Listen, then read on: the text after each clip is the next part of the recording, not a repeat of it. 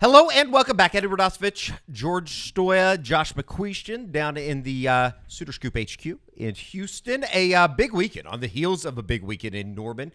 Spring game, obviously. We've recapped everything that you would need to know from the portal as well as the spring game with Josh's thoughts. You can see that on Suitor Scoop right here on the Suitor Scoop YouTube page. Real quick, before we get into it, George, you've been covering all the portal happenings. It's been rather busy. It's a good time to get in on SuitorScoop.com. And so what we're doing for you out there, the YouTube viewer, promo code OU1, $1 for 2 months. Special offer for the YouTube watcher, $1 for 2 months. Even some of you poors in the comment section, I'm sure you could afford it. OU1, promo code OU1. And we'll do a Whitney Houston update next week. Still not doing good for her. I'm sure that's going to hurt a lot of people's feelings. Oh, boy. As we get into it, though, it was a big weekend on the recruiting circuit for Oklahoma.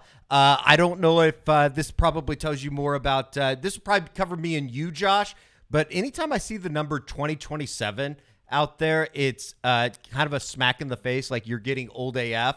And that's what we did with Sunday's news that Oklahoma now has a 2027 commitment in Zane Row, a guy that we actually saw a couple weeks ago down at the Under Armour camp. But I know that we were really excited about him, and there's obviously good reason to be.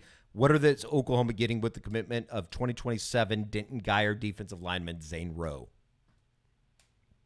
Yeah, this is kind of a wild one. I mean, because speaking to Zane during the week, there were times he wasn't even sure he was coming. And then, he spoke to his mother kind of late in the week and making sure they had their invite together and everything like that. And then when I spoke to Zane following his commitment, I said, "Did you think you were going to do this?" And he said, "Yeah." So it's a really, I don't know how pre-planned it was. Like it's kind of hard to read that situation. But again, guys, I mean, this is a legitimate top 5 player in Texas in his class. Like Zane is. And Eddie, I mean, you've seen him in person too. He's every bit of 6'4.5", 6'5", 215 pounds, well put together. I mean, if he was part of Oklahoma's incoming freshman class, you'd be like, that dude's really interesting. I want to see where he goes from here. And he still has 3 years of football left to play in high school. Like it's just, he is a very unique athlete, very early physical development. But at the same time, isn't one of those guys where you're like, oh, he's just, he's in the weight room and he's so big and that it's the only reason he wins. Like there's a lot of burst there. There's some athleticism. There's some easy change of direction. I mean, you're watching him right here where look at that length. I mean, that's what you're looking for at defensive end, which, for those that may ask, he's a guy that plays both ways for Denton Guyer, tight end and defensive end. I know a lot of people like him at tight end, but it's clear that Oklahoma has kind of focused on him at defensive end. Here he's going against 2026 Oklahoma offensive lineman John Turntine, who is another special talent. So, again, just to land this, and here is the Michael Fasusi battle. There is, again, that's the guy he's going against is not only a 5-star, but one of the top 5 offensive linemen in the country. So, like, people will see that and say, oh, he got beat. He's a freshman, people. Like, try and understand this guy is so far advanced, so far ahead of where most people would be, and it just continues to build that pipeline. I'm not quite ready to go there yet, but when you talk about Denton Guyer, Denton Ryan, Oklahoma used to kind of have a Denton ISD problem. They didn't win a lot of those battles. Now I feel like more and more they're starting to find some real success. And, obviously landed 2 5-stars at Guyer, 2 years ago. And now I would say the guy that's most likely to be the next 5-star at Guyer is already committed to Oklahoma. So I think they are doing a nice job.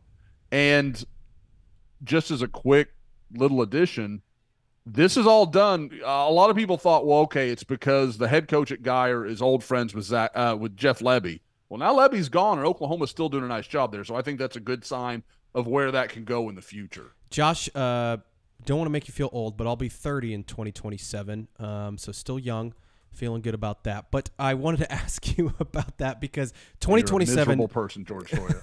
2027 commit is just kind of crazy, and especially when you think about OU's way of recruiting and saying, hey, if you commit, you can't go on other visits. Walk us through that for Zane and kind of going ahead and making that decision and how this recruitment will play out over the next few years as he's not able to go on these other visits and he's committed to Oklahoma. Yeah, you guys and we were talking a little bit about it before we got started here. There was this automatic reaction for me when I was talking to Zane on Sunday about his decision, and it was like, well, wait, did you know about the policy, right? Like, that this is real. And honestly, like, I expected that he did. But I kind of thought maybe if I ask him about it, like, he'll offer something. He was so matter of fact. He was like, yeah, I know about it. I'm fine with it. It's not a problem. Like, and it was like, okay. Like, because a lot of guys, they'll kind of, you hear them kind of hem and haw, like, oh, yeah, it'll be fine because of this. Like, it was just like, that's not even on my radar as a problem. Like, and so while I do think people need to be careful, that there is absolutely, this is an extremely young player. At the same time, Zane Row's taken quite a few visits. He's seen quite a few campuses. He has something to compare Oklahoma to. Does that mean that this will hold steady for the next 3 years? I don't know. Odds are against it. I guess we could say that. Mathematically speaking, he'll take more visits at some point. But he seems very confident. He's very aware of it. We know that Oklahoma, when a commitment happens, any commitment, but I would expect, especially in a situation like this, they say, hey, you got to talk to Brent. You got to have this conversation. You got to hear about what we do, what we believe in. And they kind of go through it. They're very, to OU's credit, they're very forthright about that. They'll tell a kid, hey, man, it's great. We want you. Don't take it that way. But at the same time, we want you to know what the expectation is. So he knows where everything is. He says he's good with it. Obviously, it helps that Oklahoma is the closest major program to his front door. So there are things that work for OU here. But again, it's a very unique situation that, frankly, in the few years that Brent Venables has been in Norman, we haven't seen. So this is kind of a test subject where we get to kind of watch how this plays out. There were a number of guys that were in this weekend. I don't want to just said throw 100. Over 100? Somewhere around, he said in his video around 100 guys, which is just it's a big bananas. Weekend. It's a big weekend. We'll quickly try to get through a couple of these spotlights, Josh. Just in terms of, I'll give you dealer's choice, just in terms of somebody that maybe stuck out over the weekend that was invited. I know Andrew Marsh was in town yet again. Where do you want to go with this? Because I think that it is interesting with so many guys. Who do you want to highlight here? Or I guess lead off following Zane Row. I think Marsh is a great place to start. Okay. Largely because it was a little bit of a surprise. Like, it wasn't like he was on everybody's list all week. This is something where he reached out to OU at the end of the week and kind of jumped in. All right, let's go from there. It seems like this is a guy that, if you remember back about a year ago, it seemed like there were so many people that had pegged him to just end up in College Station. It seems like that Oklahoma interest, I know in the last couple times that you've talked to him, it seems very real. I would imagine by this visit alone, it makes it even more real when you're going out of your way to schedule a trip to Norman. Absolutely. And you're right, Eddie. Like, there are so many people that will talk about Texas A&M with him and other schools as well. Texas is obviously very involved. But, A&M is a place he hasn't been as much recently. I think it's more of Oklahoma has taken some brutal beats in Katy ISD to A&M through the years. So I think that's kind of part of it. They just seem to do very well, everywhere in Houston, because obviously the proximity helps. But just in general, Katy has been really tough in some OU A&M battles. But with Andrew Marsh, like I said, kind of set it up late in the week, made a late change to coming down.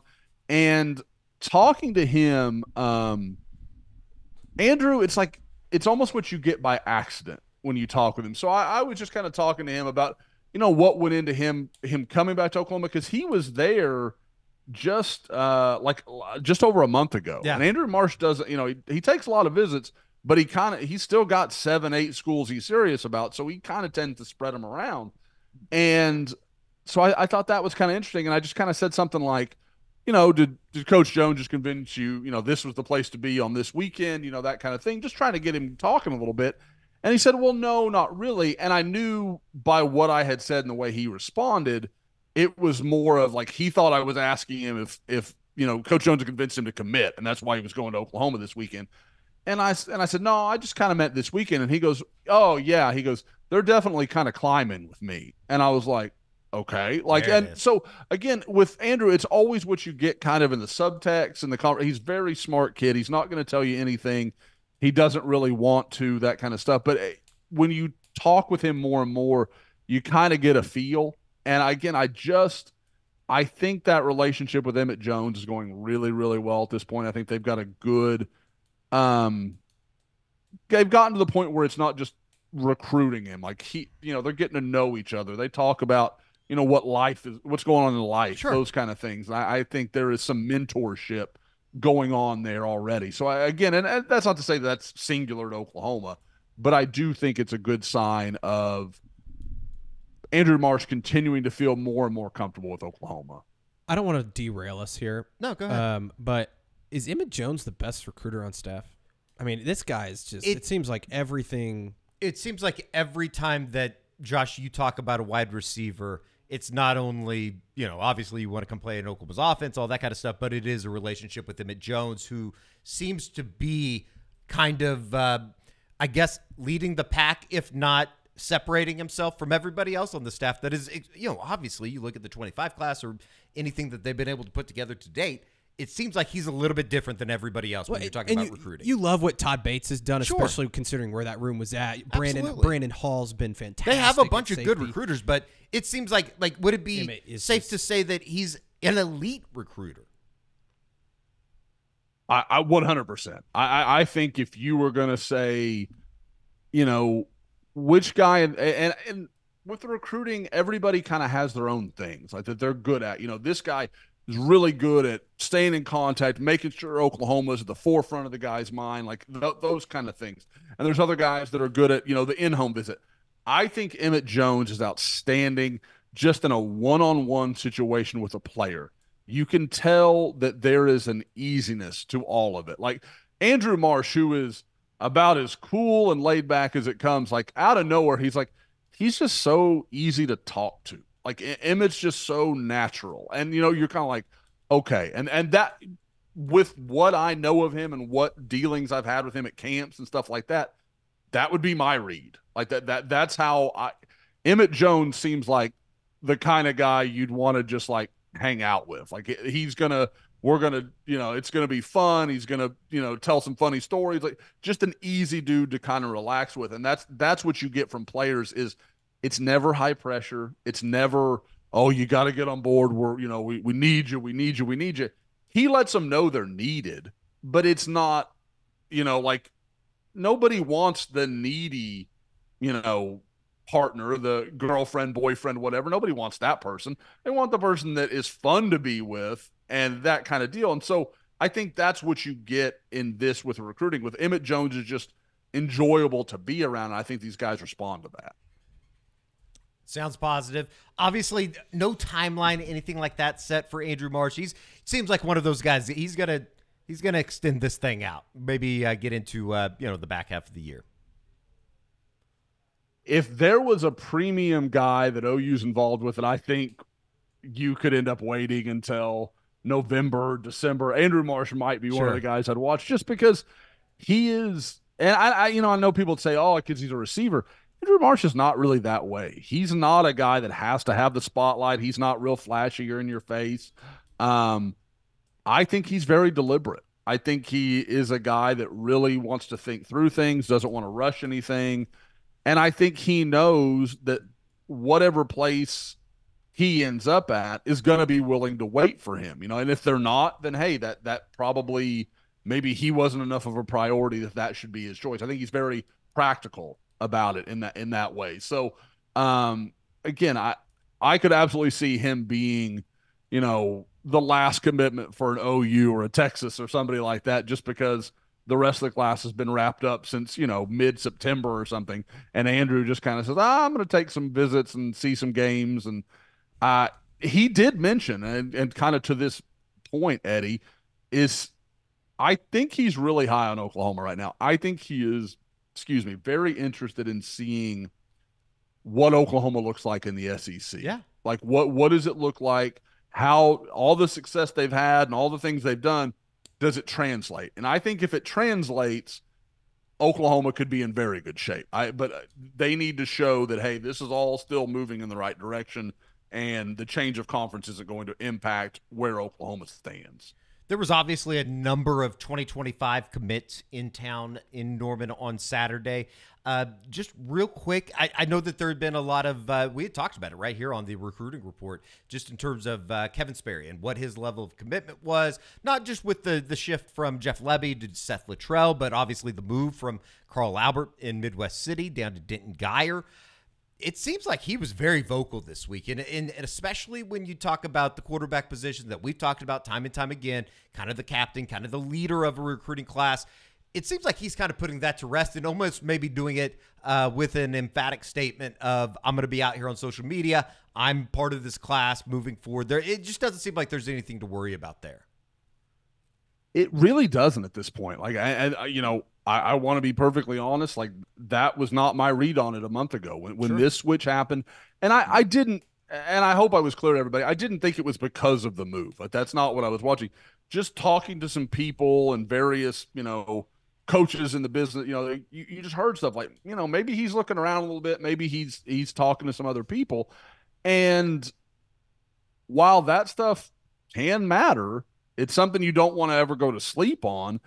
His actions all seem correct. He seems like a guy that is where you want him to be, and he's always in Norman. I had to step in this week because somebody was like, Josh, just tell us what's going on with Kevin Sperry, because I didn't have him on the visitor list initially. And I was like, guys, that's just my fault. Like, he said he's coming. I just forgot to add him. Like, it happens sometimes. I'm adding 60, 70 names. Like, it's just there'll be one I just forget. Now, it's a bad one to forget, but it happens. So again, you can only judge him by what he's doing, and it all seems right. Like, everything seems good. He's still tweeting out, commitments. I think he made a pretty clear allusion to Zane Row before it happened.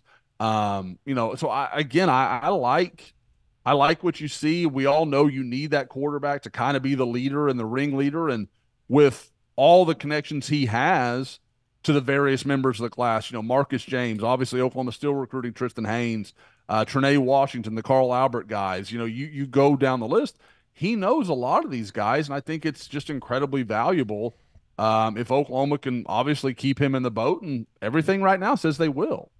Two names that maybe weren't on the radar of a bunch of Oklahoma fans pertaining to the offensive line situation. Somebody that we had talked about before, we might have to be getting down to Elgin, Oklahoma. Anthony Ogumoro made a visit over the weekend. I know that he was somebody that you wrote about on Monday morning. Yeah, guys, I keep saying it, and this is not the way Oklahoma typically recruits. But they brought in Tony Ogumoro in for an official visit this weekend. He was the only official visitor, and they did it because, like we talked about, in June, when we know Oklahoma is going to have probably upwards of 30 or 40 official visitors through the month, he won't be in country. He's going to be in Saipan back visiting his family and doing all those things. So he wasn't going to be able to take an official visit. And I think Oklahoma feels like, okay, this is trending in the right direction. We want to get this guy on campus before anybody else does, and then we'll kind of see where it goes from there. But I went ahead, for those that don't know, I went ahead last night and put a forecast in for him. Or I guess, to be fair, because there are people going to call me out on it, I wrote the story saying I was going to put the forecast in, put up the story, and then forgot to put the forecast in until this morning. So, bear with me a little bit.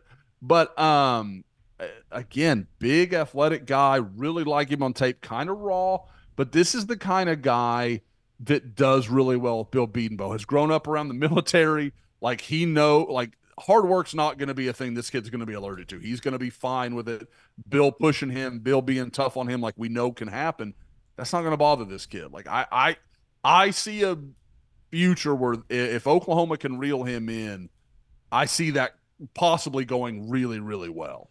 Josh, I feel like we ask you this every week about this 2025 class of offensive linemen, but how many guys are they willing to take, and where does he fit in that group? Well, the thing I like about him is I think he's an interior guy. I think he's athletic enough that if you needed him to, he could play tackle.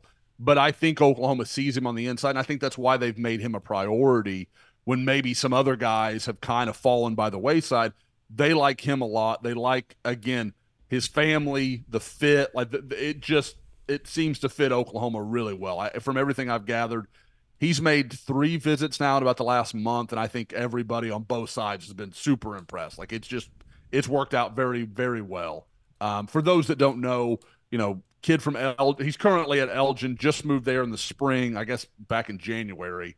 Was in North Carolina, I believe, North Carolina, Virginia. I'm pretty sure it's North Carolina, but he's moved around quite a bit, and so there's not all this former knowledge. Like, these groups are still getting to know each other, but I think it's gone really well. But yeah, when you look at numbers, guys, to me, it's not unlike defensive line last year. Who are you saying no to? Like, there's so many good ones. If Haywood wants to come in, great. Michael Fasusi wants to come in, great. And for those that don't know, Michael Fasusi is now expected to be back in Norman on Thursday. Wow. So that's a real role reversal where 2 weeks ago it was kind of, oh, you might be slipping here, and now he's going to see OU twice in like 15 days. Right. Like that's outstanding. So we'll see what that all means. But I really, I guess it's 13 days. But I really like the way that's kind of trending and the things that Mike said to me. And I know there were some that read that article and kind of thought, oh, it's slipping away. Knowing him a little bit, I kind of liked what he was telling me. I kind of thought there were some good dots to connect there. And I know his family really likes Oklahoma. So again, I'm not certain of anything, but to me, as good as this offensive line class is, and as much as Oklahoma had to settle in some roles last year and, kind of say, okay, this is a project, but we like this guy. There are so many frontline, future, premier, starter type guys. You just keep saying yes until you run out of time. Like I'm not going to be in. You just find a way to make the numbers work at a later date. I guess this will be an awkward segue because the next guy I was going to ask you about, maybe a name that has come off the radar, or maybe this is somebody that truly, I guess this would be the question. Is this going to be a backup option? But Darius Afalava, did I say that correctly? Mm-hmm. Kid that came in from Utah over the weekend, Skyridge High School, Lehigh, Utah, 6'5", 280, another 2025 offensive lineman. I saw him spending a lot of time with Caden Jones down on the sidelines on Saturday. It sounds like this is a pretty serious option for Oklahoma, though. Yeah, I mean, this is a kid that Oklahoma has told, hey, we're going to come out in May. We're going to set up your official visit. Then they'll move forward from there. So I think what Oklahoma is doing here is kind of laying the groundwork and then seeing, because I know there's several schools that have been on him a little longer. I think they kind of want to see where he's at with things. But from what he told me, he was like, I loved Oklahoma. Like, he really enjoyed himself. And I definitely got the impression that he'd expected the offer to happen. But the thing he mentioned, and again, we talk about this a lot with OU and the way they recruit, he was like, they were great to my mom. Like, and you could tell it was something that really stood out to him, making sure that she wasn't just kind of, along for the ride and kind of in his wake, but really was a guy was someone they prioritized during the visit and made sure she, do you need anything? Do you want anything? What do you want us to show you? There was a very direct path to recruiting her as much as him. And that's something we know OU believes in. So that's not all that surprising, but you could tell that it stood out to him during his time at Oklahoma. This might be a dumb question. When's the last time OU got a guy from Utah? Oh, George, you would put me on the spot. They used to do quite well there. And a couple of years ago, it looked like they were going to get the Tassiliakana kid that ended up picking Texas on signing day over Oklahoma. But OU led that for quite a while. One of the great backdrops from an announcement ever. Kid, but it's a whole deal. One of the great backdrops. What's that? One of the great backdrops for an announcement ever out in Hawaii where he made the announcement. Yeah, that was absolutely beautiful. You're not kidding. But no, like I said, Oklahoma used to do quite well there. Not terribly long ago. Like you have the guys like Kenyon Fryson, and uh, the one, the I would say more than anywhere, they've done really well in the JUCO ranks because Sure. obviously that is where Snow Junior College is, which produced both Josh Heupel and slightly to a lesser degree CJIU that had a nice career at Oklahoma. Sure. So, but yeah, they have always done well, and I think with Brent Venables and the way they recruit, with, obviously a lot of their faith in front of what they talk about in recruiting, I think that resonates with a lot of the, population that we know, is very big LDS often, not always, but I think that is something that is meaningful to them. And I think that the way that you recruit a family in those situations where mom and dad often are the ones who are ultimately kind of making the call, I think that really is something that works well for Oklahoma. So I think even if they don't have success here, Utah is a place they will continue to kind of try and have a role. Kerry reminds us in our ear that Tommy Grady, it wasn't from Utah, but he did transfer to Utah, before or after, I guess after falling out of the back of a truck. No, it's Brent Rawls. Brent Rawls went out of the back of the truck. Oh, that's right. That's right. Tommy Poor Grady was just Tommy. the big guy. Caught astray. Sorry, Tommy. Brent Rawls. I think it happened in front of the Fiji house. Oh, Kenyon Friesen. CJ Ayu and Brian Lewis, the only three guys in the database that have signed with Oklahoma out of Utah. Per Kerry Murray. Brian Lewis. When was that? I don't What even year know. was Lewis, that Kerry? name is 95 to 96. yeah, okay. I wasn't even born yet. I was 14. I'm going to go ahead and absolve myself of that miss. My mom was pregnant with me then.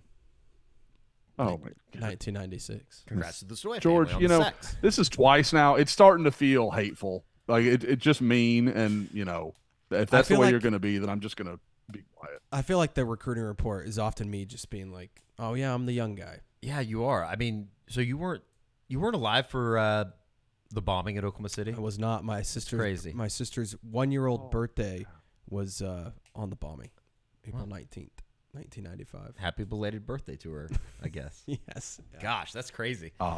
That's crazy. That's still one of those things I can remember where I was sitting. Like, I know. Yeah. Same. Anyway, 100%. 100%. American Bombing on Netflix, really good if you want to check that out. And I'm being dead serious, not even joking. It's a really good documentary about everything that happened in Oklahoma City. Oh, sorry for the sidetrack. Had to get there, though. Just real quick, just continuation of some of the names that we were throwing out there. Cortland Guillory, another guy that made it back to campus over the course of the weekend. It seems to be this is starting to be a numbers game, and you could probably include Tristan Haynes in that group as well, right?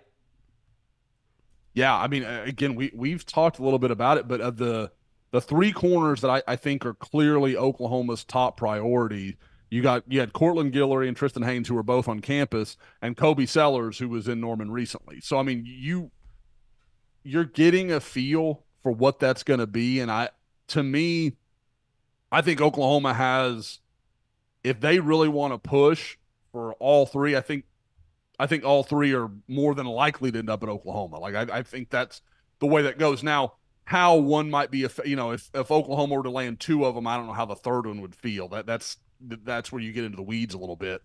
But no, with Cortland Guillory, he just loves being in Oklahoma. He's been up there several times this spring.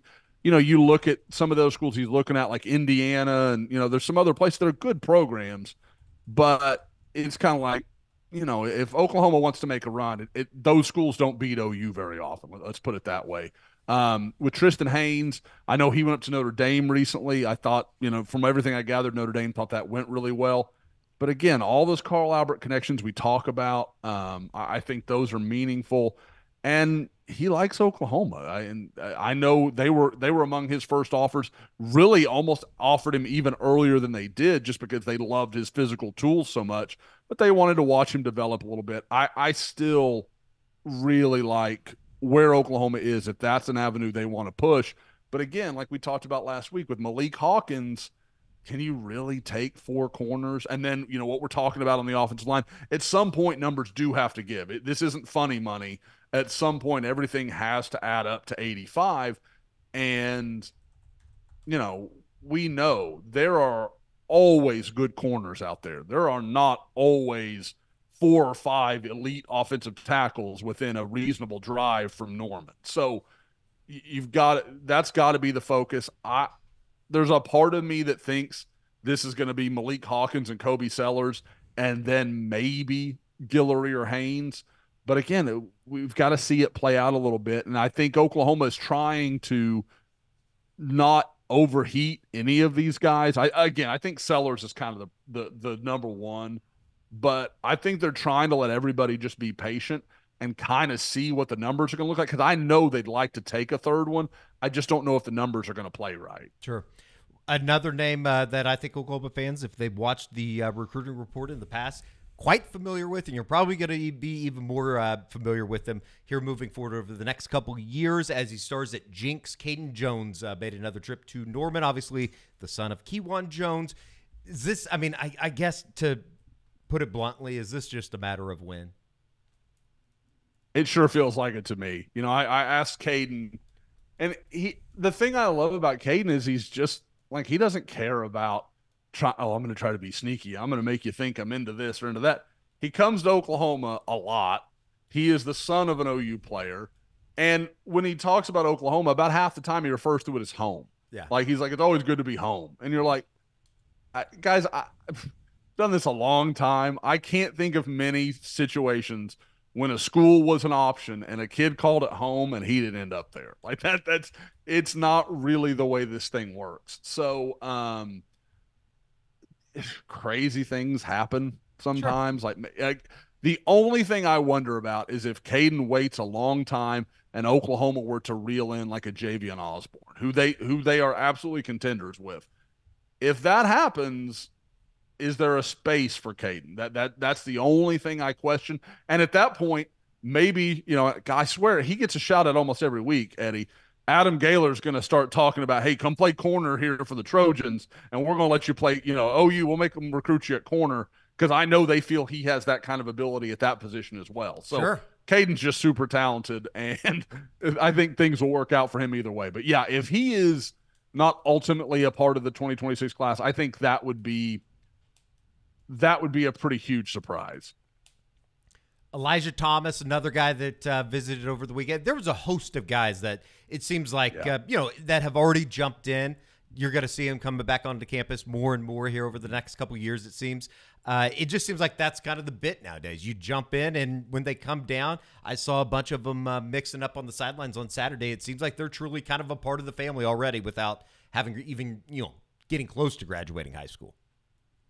Absolutely. And the thing I like is, like, we've seen Owen Holland back recently. We've seen Elijah Thomas recently. We've seen Kevin Sperry. You go down the list. The one guy that was in all those pictures, or I guess the two guys that I at least haven't seen. I know Trent Wilson was around, I think, for something you guys were at. I forgive me if I'm remembering that wrong. The two guys the guy I was really excited to see was Ryan Foje, the big offensive lineman. Guys, he looks like $1 million in those pictures. Like that, you're like, holy crap, that's what you want your young left tackle to look like. And I know I keep harping on it.